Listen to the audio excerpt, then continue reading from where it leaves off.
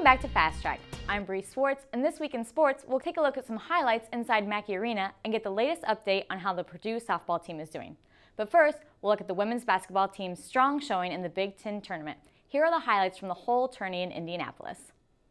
This is the first game, and it would be against cross-state rival IU. And right off the bat, Jody Howell makes a nice pump fake to get the D in the air so she could find the Karl Malone of the Boilermakers, Kiki Freeman, as she hits the mid-range J. The Boilermakers up 1, but as expected, IU keeps it close and hits a 3 to take an early lead. And then second half, Purdue down 1, and Karl Malone would hit a 3 right there. But minute 30 left, IU ties it. And then they're going to have a chance to go ahead, but Campbell gets a piece of it, and then ahead to Rayburn for 2 and the lead. But be careful. There's plenty of time for the Hoosiers, just like that Michigan State game. And this is much better defense. This time the Boilermakers take away that chance, and they'll hit some free throws at the end to pad it 68-64. Then in the second game of the tournament, they take on number 7 Wisconsin, and it's their turn against the Boilermakers, and they came out fighting hard. And this would actually be a nice over-the-top play to Wisdom Hilton, but the Badgers stuck around by hitting 5 of 9 from three-point range in the first half. And now we jump out to the second half, and the Boilermakers just straight pulled away in this one as you see Karl Malone drive and score. They held on to win that game 70-56 behind 59.1% field goal percentage in the second half. Finally, the championship game, Buckeyes, Boilers, Conseco Fieldhouse, and the JNC called it an epic, and I do not disagree as Danielle Campbell hit a turnaround. And then anything you can do, I can do better as Dialli hits a jumper. But second half, Purdue down 4, and now they're down more as they get some points in the paint. But after a series of ties and leads changes, under a minute left. But watch the shot clock on this possession. Danielle Campbell misses everything right there, and Rayburn would make it with 14.8 seconds left, but not so fast. The shot clock went off. Next possession, Wisdom Hilton commits a foul, but you take another look and be the judge there. I don't know, but either way, they get 2 free throws. She's going to miss that first one, so they still have a chance, but here's the second shot with 6.2 seconds left, and she would make it. They would go on to win by that score, 67-66. Ohio State wins the championship in the Big Ten. Wow, that was pretty close. But I bet the Big Ten tournament's still going to help their seeding come March Madness time. Well, actually it did. According to ESPN.com's Charlie Creme, they bumped it up to a 6 seed. So yeah, I guess it did bump it up a little bit. That's awesome. Well, we'll find out where they play come Monday over spring break. But now we'll take a look at some of the highlights from the final men's game at Michigan State. The Boilermakers are already part of the final game at Mackey Arena, but this time the Spartans entertain the Boilers for the final game at the Breslin Center.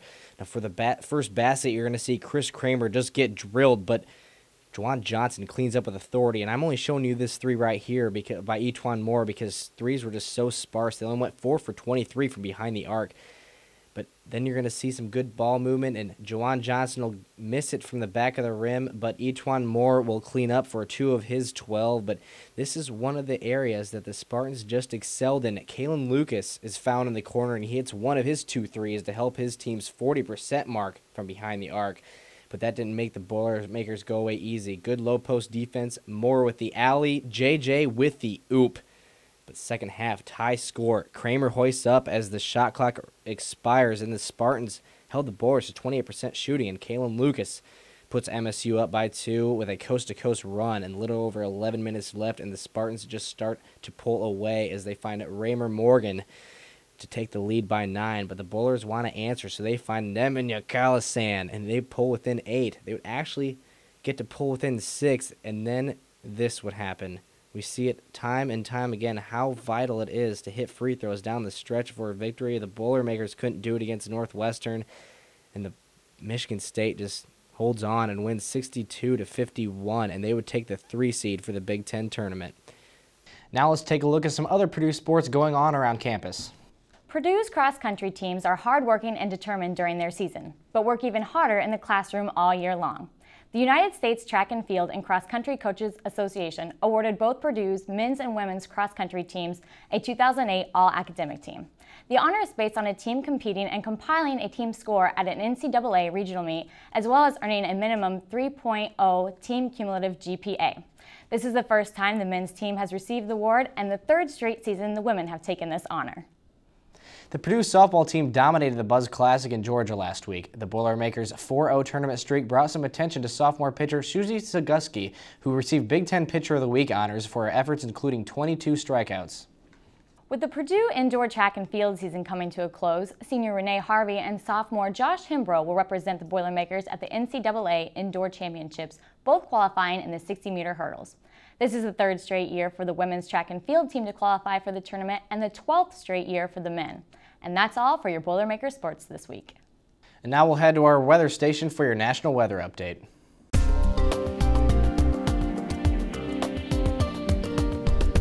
Let's go ahead and take a look at what's happening across the nation this weekend in weather. We see out on the west coast there's some snow chances as a cold front moves into that area.